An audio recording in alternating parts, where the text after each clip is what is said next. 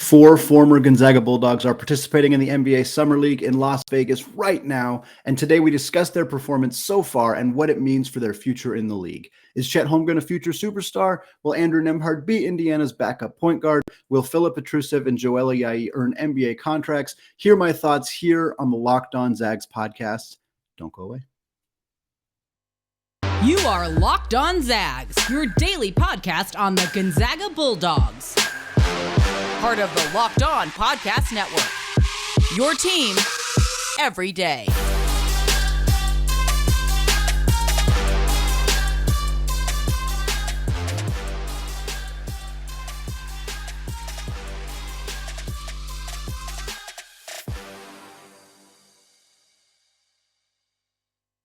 What is going on, y'all? Welcome to the Locked On Zags podcast, part of the Locked On Podcast Network, your team every day. I am your host and longtime Gonzaga podcaster, Andy Patton, here to bring you news and updates on all things Zag athletics. I'd like to thank LinkedIn Jobs for being the official college recruiting sponsor across the Locked On College Network. LinkedIn Jobs helps you find the candidates you want to talk to faster. Post your job for free at linkedin.com/lockedoncollege. Terms and conditions apply. I also want to thank all of you who have continued to make Locked On Zags your first listen of the day, as well as those of you who have checked the show out on YouTube. We are very, very close to hitting the 800 subscriber mark, which is an incredible, awesome number. I appreciate every single one of you, but the goal is 1,000. So we're still about 200 or so away. If you are listening to this and you have not done so yet, just go to youtube.com, search Locked On Zags, find the channel, hit that subscribe button. All right, we're talking about the four Zags in the Summer League today. Summer League, obviously an incredible opportunity for guys to boost or lower their stock, depending on if they were drafted, or at least their odds of securing either a actual NBA contract or at least a two-way contract or a preferred spot in the G League, whatever it may be. We've seen a lot of players in Gonzaga's history have very strong summer leagues, have not so strong summer leagues, and have a significant impact. Obviously, the primary focus for most in summer league is how the new rookies look, particularly the high-end rookies. Of course, that's why there's been so much attention put on how Chet Holmgren has performed for Oklahoma City, which we're going to talk about here in the first segment. But there's also been attention on Jabari Smith Jr. With Houston, with Paolo Banchero, who did not play on Monday evening against Chet Holmgren. It was going to be another Chet versus Paolo matchup. Everybody was pumped about it. The first time since November these two guys have played each other. Orlando opted to hold Paolo out for the rest of Summer League. It's not a decision I would make. I understand that teams don't want to have their prized new rookies get hurt before the season even starts. I totally understand that. As a Portland Trailblazers fan, I definitely get it. Shaedon Sharpe has already been injured 5 minutes into his first summer league career, and the Blazers have a long history of seeing their draft picks get hurt. But at the same time, like, none of these rookies are finished products. None of them, nobody. Even a lot of the second-year guys are not finished products. And so any opportunities to get these guys to get better seems like something you should be taking advantage of. Yeah, I'm a little bitter that we didn't get to see Chet versus Paolo. I think that would have been super fun. It was definitely something I was looking forward to talking about on the podcast, but alas, it is what it is. I will start with Chet here. Chet has obviously kind of been the talk of Summer League in a lot of ways, which is not surprising when you're the second overall pick, when you were a highlight reel type player. And that's what we've seen. He's played 2 games so far for Oklahoma City. He's averaging about 28 minutes per game, which is pretty good. Rookies usually play about half the game sometimes in Summer League. So up over 28 minutes, I think, is solid. I think that's probably about what he's going to be throughout his rookie year. I would be surprised if he played a whole lot more than 30 minutes per night consistently as just a younger guy for a team that's not really contending. But I don't think it'll be any less than that either. They're going to get him out there. They're going to get him out on the floor pretty frequently. He's averaging 14 points, 9 boards, 3 blocks, and 2 assists per game. He's also shooting 50, 40, 100. That's 50% from the field, 40% from 3, and 100% from the free throw line. I'm going to say this caveat probably multiple times in this episode, especially when we're talking about percentages. It's a very, very, very small sample size. It's 2 games. Every single one of these guys has played 2 games. So we're not talking about numbers that are really going to dramatically, they're not necessarily super significant. The reason I bring these up for Chet is because he made it clear that one of his goals getting into the NBA is to be a 50, 40, 90 guy. Again, 50% from the field, 40% from 3, 90% from the free throw line. It's a rare accomplishment. It's something that is sometimes done by guys who don't play all that much, which makes a little bit more sense because it's easier to hit those high numbers of high volume guys who've done it. It's very rare. Steve Nash is a guy who's done it, but he's also a 2-time MVP. So we're talking about like really, really good players to do that. Chet has the ability to do that. 90% from the free throw line is not easy. That's a very, very tough one. I think 50% from the field is something he's very capable of doing, especially if he scores a lot of his points on lobs and easy shots around the rim. 40% from three, we know he's capable of doing that. Again, that's not easy, but he's definitely capable of doing it. So I think the fact that he has hit those numbers quite easily through his first couple summer league games, again, hard to glean too much from that after just a couple of games, especially when you consider that this competition level is better than college, but it's not the NBA yet either. A lot of the damage he has done has been against guys like Taco Fall, guys like Kenneth Lofton. Like he hasn't played against legitimate, like even rotation NBA players just yet. I don't think that that's a reason to discount some of the stuff that he's done because he's done some really incredible things. If you haven't been watching, there's tons of highlights all over Twitter. There's highlights on the scorezagscore.com website. You can check them out there. He has been a human highlight reel for his first couple of games in Oklahoma City. We've seen him block shots at the rim against guys who are 100 pounds heavier than him, like Kofi Coburn, the big man from Illinois who got his shot rejected early on against Chet Holmgren in his first game. We've seen him go behind the back and then hit pull-up three-pointers, something he did not do at Gonzaga. I wanted point this out here because I've seen this comment on YouTube a few times. I've also seen it just kind of going through Twitter. People have seen Chet Holmgren's performance through the first couple of games, and one of the first things they think is like, oh, Mark Few used him incorrectly. There's probably a larger conversation there just in general, but I don't think Mark Few used Chet Holmgren incorrectly. Chet Holmgren also does not believe that Mark Few used him incorrectly. He went on Twitter and defended Mark Few, defended Drew Timme, said no, like Drew Timme was an elite player, is an elite player, high level scorer, low post player. Like he should be the one the offense should be going through. And I don't disagree. Chet Holmgren, yeah, the pull up threes are nice, but that's not ever been something that Mark Few has really encouraged his players to do. And that's still a lower percentage shot than going to Drew Timme in the paint. Yeah, there was some times last year that Chet Holmgren kind of disappeared offensively. And part of that may have been some strange or decision-making by Mark Few, some things that maybe I wouldn't have done. And I can understand a little bit of criticism there, but I don't think that that Chet Holmgren having a few good games in summer league all of a sudden means that Mark Few just completely fumbled the bag or used him incorrectly. I just don't think that that's necessarily true. More good things for Chet Holmgren. He's acclimating really well to his teammates. And for Oklahoma City, many of those teammates are going to be his teammates going forward. Josh Giddey is participating in the summer league. Giddey was very, very good for Oklahoma City last year as a rookie, to the point where some people were kind of concerned, questioning why he's even playing in summer league. Again, I think the more reps you can get your younger guys, the better. And in this case, having Giddey and Holmgren get familiar with each other, learn how to play off screens off each other, all of that stuff is very, very good thing for Oklahoma City's future. He's also acclimating well to his other teammate, Santa Clara guard Jalen Williams, who has looked very good through his first couple of games in the summer league. I think a guy who reasonably looks like he's going to pan out as the 12th overall pick, which, you know, he was a guy who was barely on the draft radar even after the season. Even after the year ended, there was not a lot of talk about Jaylen Williams. Oh, maybe he's a second round pick. Maybe he's a priority free agent or a two-way contract guy. And then he had a monster summer league. His measurements were through the roof. He has a huge wingspan, can jump out of the freaking gym. And so he got a ton of attention for that. And then he gets picked 12th overall after, again, being a guy that wasn't even on the draft radar. Now we're talking about a lottery pick, but he looks awesome alongside Chet Holmgren. I think that Chet is acclimating well with his new teammates, which is excellent. Creating his own shot, I think that's huge. That's something that one of Chet's biggest skill sets is he doesn't need the ball in his hands to score. He doesn't need to be a high volume guy in order to be a very, very effective offensive player. That's what made him so good at Gonzaga. That's what's going to make him very, very good in the NBA. And we've seen that already. If you give him the ball, he can create his own shot. He can hit a three, even with the defender right in his face. He can go to the rim. He can do all of that stuff.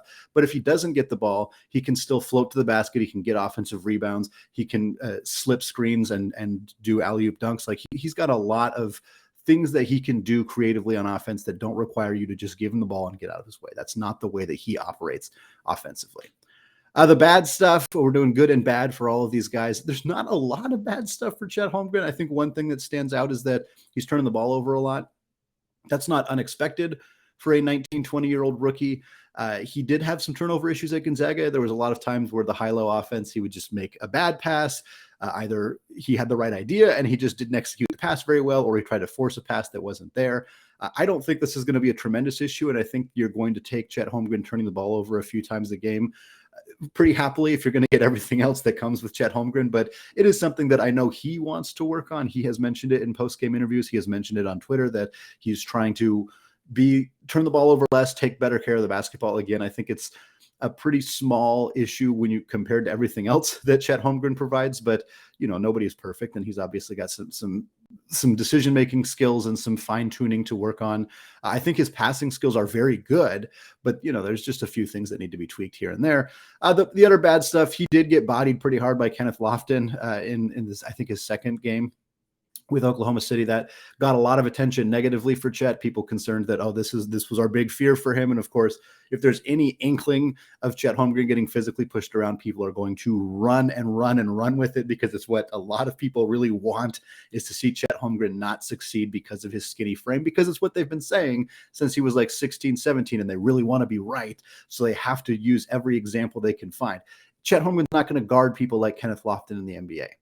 That's not the matchup that he's going to have. I like Kenneth Lofton. I don't want to say anything negative about Kenneth Lofton. He's a good player. He's a good dude. I don't know if he's going to be an NBA rotation player. That would be a little surprising to me, but hey, you never know. He's probably at least going to get some extended looks for it, but those are not really the guys that Chet's going to guard. He's going to guard the other big in that situation. He might get switched onto those guys every once in a while, and guess what? Even if he does, he's not going to get bodied every single time. We saw him go up against Kofi Coburn, again, 100 pounds heavier than Chet Holmgren, 100 pounds. And Coburn did a bunch of post moves, pushed him around, used his physicality. Chet didn't budge, didn't move at all, used his length, blocked his shot. I think occasionally he's going to get pushed around. People like to use the example like, well, how is he going to be able to guard Nikola Jokic or Joel Embiid? How does anybody? Those guys are MVPs. Jokic's a back-to-back MVP. Embiid is an MVP candidate who could have won it last year reasonably. Like, those guys don't get guarded easily by anybody.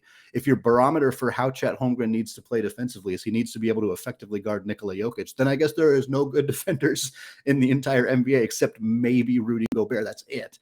That's a really high bar for Chet to have to reach in order for him to be considered, like, for people to be willing to accept that he's a good defensive player. So I think he's in a really good spot. The last kind of tab here is verdict. He looks like a future star. He really does. He looks more like less of a complimentary piece. And I think I've talked about this on the podcast before, that a role player or complimentary piece is not an insult or not a way to disparage a guy's like overall ability. But Chet, I kind of thought he'd be a really, really high level role player because he doesn't need the ball in his hands to score. He's not like necessarily every team's first option offensively. But I think if he needed to be that, he has proven he can do that. The step back threes that we're seeing, the ability to drive to the basket, all of that stuff makes him look like a guy who could be more of a high volume scorer if you wanted him to be that. I still don't think that's the best situation for him to be in, but he could pretty easily be a guy who averages 17, 18 points, 10, 11 rebounds, 3-ish blocks per game. And that's incredible. I mean, that's like all-star caliber numbers, defensive, all defensive team numbers, depending on how the rest of his, how his pick and roll defense is and stuff like that. So he looks exactly like what he's advertised to be. And when you're the second overall pick and the number one recruit in the nation, that's about all you can ask for.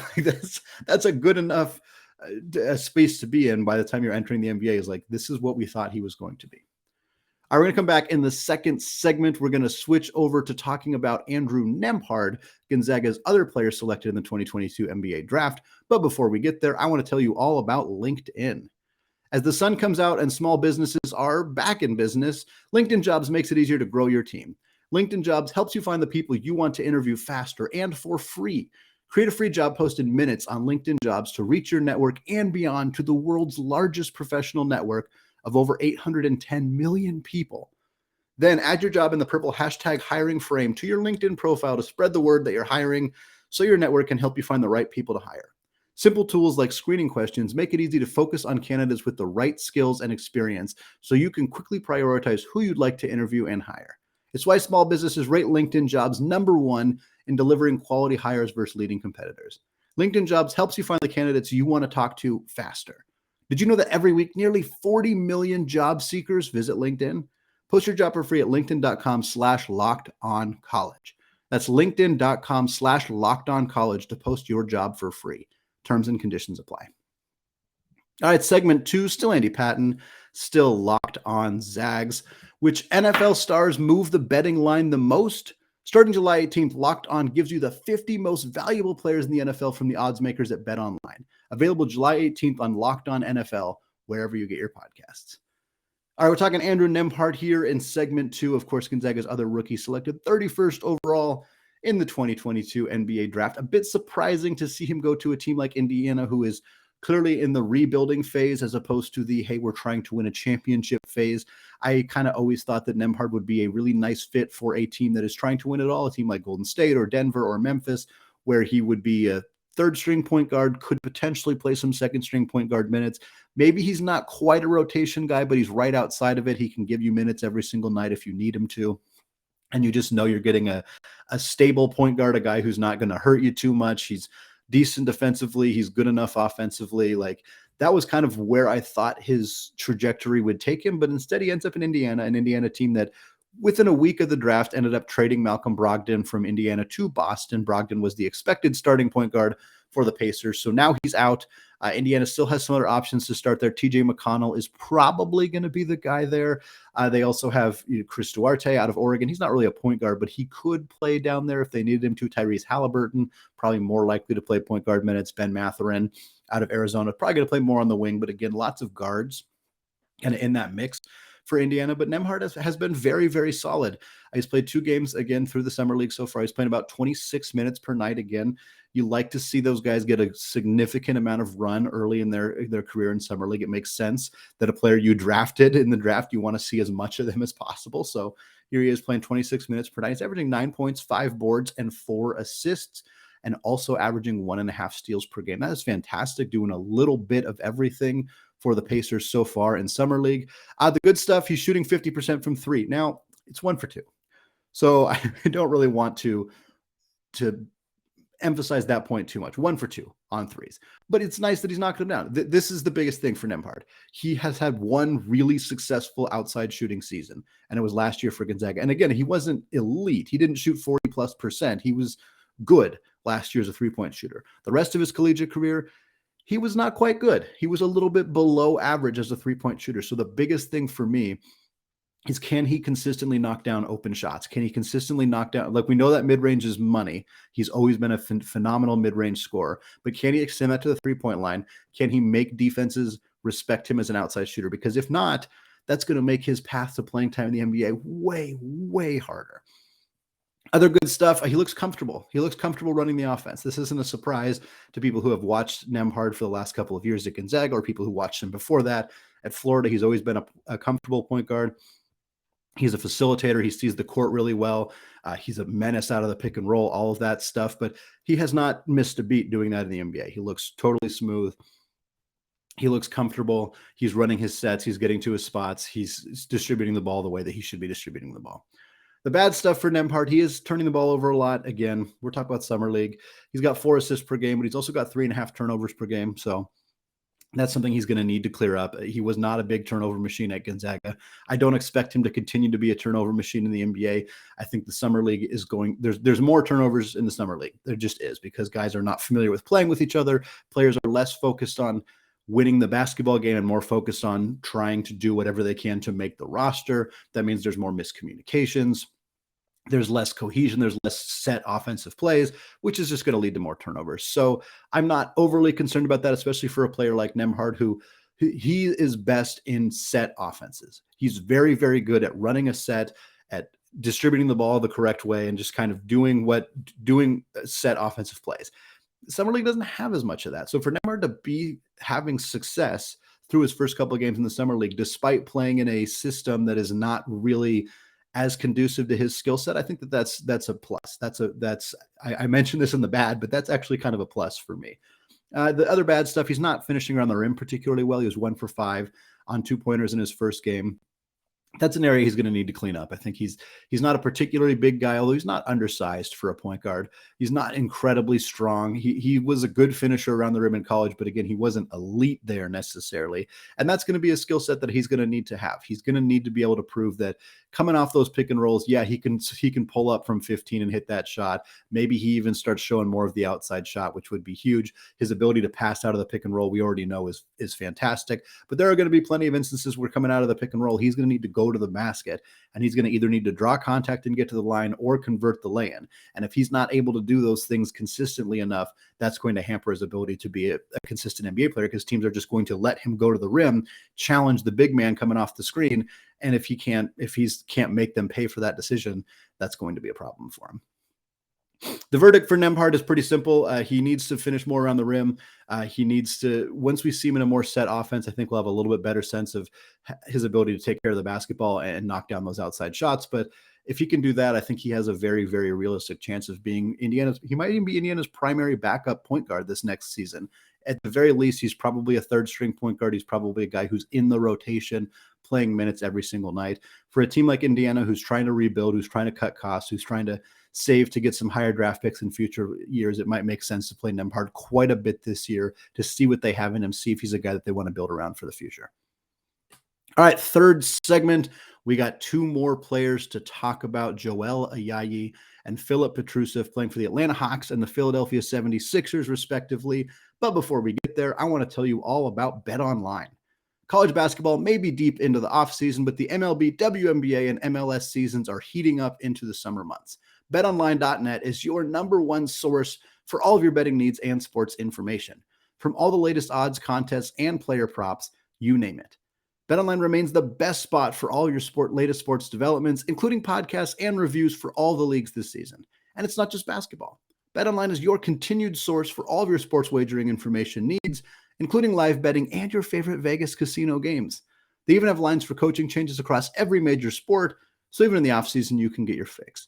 Head to the website today or use your mobile device to learn more about the trends in action. BetOnline, where the game starts. All right, segment 3, still Andy Patton, still locked on Zags, still talking Zags in the Summer League. Closing out the show today with two more Zags, Joel Ayayi playing for the Atlanta Hawks and Philip Petrusev playing for the Philadelphia 76ers. We will start with Joel. Joel has played 2 games with Atlanta. He's playing about 20 minutes per night. He's averaging 5 points, 4 boards, 1.5 assists, and 2 steals per game. The good news for Joel is the good news that we always have for Joel. He's moving extremely well without the basketball. Again, he's a guy who doesn't need the ball in his hands a lot to have an impact offensively. He can move well without the basketball. He's a great cutter to the rim. He's great at coming off screens on the weak side. He's a good catch and shoot player. Like, he is doing a lot of things where he can prove he can be a complementary piece on the court, a guy who maybe goes 3 or 4 possessions without touching the basketball, but still ends up giving you points. He still ends up contributing defensively. He still ends up doing the things that you need him to do. I think the best thing we've seen from him so far is his ability to move well without the basketball. I think his defense has looked very, very good. That's something. He was never a bad defensive player at Gonzaga, but it was never a tremendous strength of his either. But one really easy way to get yourself into the NBA, I say easy in air quotes, is to play really good defense, to be an absolute hard-nosed, in-your-face defensive player. If he can kind of, he's got the strength, he's got the size, he's got the build. If he can kind of craft his game to be a lockdown outside defensive player, that's going to help him significantly, because you can put him on the court. You know he's going to give you good defense. You know he's not going to need the ball in his hands a bunch to be effective offensively. He might knock down some open threes. He might make some backdoor cuts and get some easy lay-ins. He might grab some offensive boards and get some putbacks. That's another one of his strengths as well. He only has 2 turnovers. That's another one. That's a huge, huge plus for him as a guy who he's not going to hurt you offensively. Again, he doesn't have the ball in his hands a whole bunch, but he's also not turning it over. He's not making mistakes with the basketball. He's not giving it back up to the other team. And then after his first game in Atlanta, Nick Van Exel, the head coach for the Summer League team for the Atlanta Hawks, also a very long-time NBA point guard, multiple-time All-Star. He praised Ayayi a lot. He talked about how smart of a basketball player is, how much he helps them on the floor. So it can't hurt to have another guy like Van Exel in your corner and advocating for you as an NBA player. The bad news, he's 0 for 3 from 3. Again, we're talking about a small sample size here, but that's a part of his game that needs to be there. In the modern NBA, you need to be able to hit open threes. You just need to. You cannot, especially unless you're over 6'10", you pretty much have to have an outside shot in your game. And Joel, he does. He showed it in college. He showed it in the G League last year. It's there, but he needs to prove it. People need to see it. They need to know that it's there. If there's any doubt that it's there, everything else that he brings positively to the table gets a little bit wiped out by the fact that he's not a consistent knockdown shooter. Again, we're talking about 3 attempts through 2 games. This is a very, very small sample size. But in Summer League, you get pretty heavily scrutinized just based on a few games, which is hard. It kind of hurt him a lot last year. Unfortunately, he had a bad Summer League. So hopefully he can continue to show some improvement in that area. And then he's not really hunting his own shot. Again, that's just not really a strength of his game. It's not. It was an advantage for Gonzaga when they had so many other kind of ball dominant players that he could play off the ball. He didn't need the basketball in his hands to score. But I think you need to see him do a little bit more of that. NBA teams want to see a guy who can go get their own bucket if they need to, a guy who can dominate with the ball in his hands and can also dominate without it. And I think Joel hasn't quite showed enough of that yet. So that's my verdict on Joel right now. He hasn't quite done enough to secure a 2-way contract. 2-way contracts are hard. There's only like 50 or 60 or so of them at a time. There's a lot of really good players who are just on the cusp of being NBA players. I think he's good enough to be a 2-way player. I think he's good enough to be a end of the bench rotation player or just end of the bench player in the NBA, but he hasn't quite done enough to show that yet. So hopefully he has a few really good games in the last week here of Summer League and can kind of push the envelope a little bit and maybe get some more attention. Finally, we're going to finish the show out talking about Phillip Petrusev. A quick backstory on Phil for those who don't remember. His final season at Gonzaga was the 2019-2020 season. He averaged 17.5 points, 8 rebounds per game, was all WCC Player of the Year. Fantastic year, starting ahead of a freshman named Drew Timme at the time. Petrusev did not want to return to Gonzaga, but he was also not ready for the NBA, so he opted to sign a professional contract in Belgrade, Serbia with Mega BMAX, where he was the MVP of the league, averaged 24 points, shot 42% from 3, looked like a completely different player. He was going coast to coast. He was taking pull-up threes. Like he was a completely different player. That led to him getting selected 50th overall by the Philadelphia 76ers in 2021. Philadelphia didn't have spot for him that year, so they sent him back over to Europe. He signed a 1-year deal in Turkey. Didn't have quite as much success. There was a little bit of the coach didn't like Phil over there and like straight up said it like, we're kind of happy he's not going to be on the team next year, which is odd. I don't know the full story there. He was good. He averaged like 15 and 6, I think, in like 13 games when he played only 23 minutes per night. So he was very productive over there, but now he's back. He's here. He just had a great article with Keith Pompey, of the Philadelphia Inquirer, talking about how I only signed 1-year contracts in Europe for a reason. My goal is to be here. I came here to the Summer League to make the NBA roster. Philadelphia doesn't have any roster spots open. Both their 2-way contracts are already gone. So it's going to be a pretty tough uphill battle. And quite frankly, Phil hasn't done enough in his first 2 games. He's only played about 12 minutes per night, which is part of the problem. He only played 8 minutes in his first game. I think he played about 15 or so in his second game. He's averaging 2 points, 2.5 boards, 1.5 assists, and 1.5 steals per game. He's not scoring the ball particularly well. The good news for Petrusev, he's shown really good passing skills. That's something that he didn't really have at Gonzaga. Some people's criticism of him was that he was a little bit of a black hole when he got the ball on the block. And so the ability for him to be a little farther away from the basket, to look, to survey the defense, to make the correct passes, to find open guys in the corner, that's going to help him a lot. That's a skill set that he needed to develop, and it looks like he has. So that's a big win for him. And I think he's improved on defense from what I've seen of him in the Summer League so far. He's got active hands. He's poked the ball away a few times. His footwork is good. He has gotten stronger since he was at Gonzaga. He's still not a plus defensive player. I think if he was in the NBA right now, he would be a bit below average, but he can hold his own. He is capable of playing defense in the NBA. He's not going to get absolutely crushed on pick and rolls. He's maybe a bit of a liability there, but he can hang. He can handle his own. And I think that that's an improvement from where he was a few years ago and something he needed to improve on if he wanted to have any chance of sticking in the NBA. The bad, obviously, he's not playing enough. I think if you want to earn a 2-way contract or an NBA contract, you need to you have to show it on the court, and he's not getting very many opportunities to do that. He also hasn't done a ton with the opportunities he's gotten. Again, he played 16 minutes in his second game. He only scored 2 points. That's not going to do it. He's not shooting the ball particularly well. Perhaps he's pressing a little bit. It's hard when you're in the summer league. You're fighting for your NBA career, and you're only playing in like a few small minute spurts. Like you got to try to do everything you can to show off. And so we've seen him miss some shots that I think he would normally make. We haven't seen that outside shooting yet.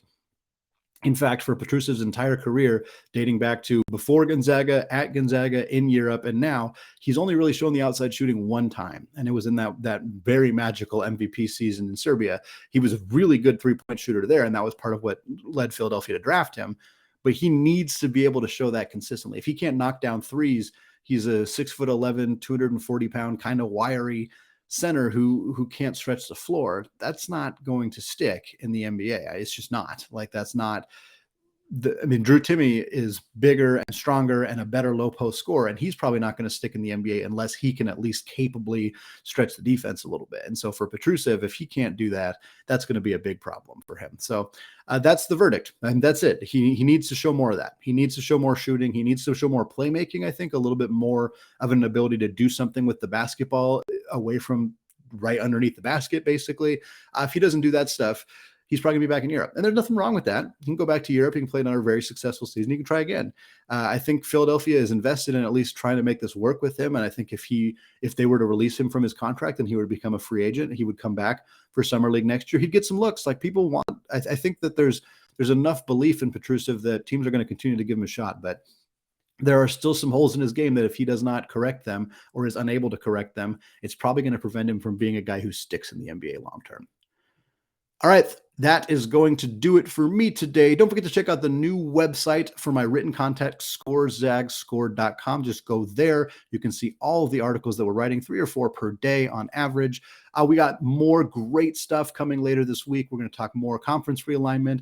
We're going to talk to a fun guest. We got a lot of good stuff coming right here on the Locked On Zags podcast, available wherever you get your podcasts and available on YouTube as well. Hit that subscribe button there if you have not done so yet.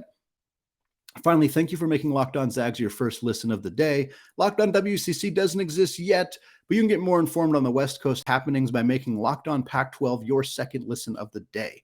Host Spencer McLaughlin and the local experts of Locked On take you across the Pac-12 in 30 minutes, 5 times per week. All right, thank you all for listening, and go Zags.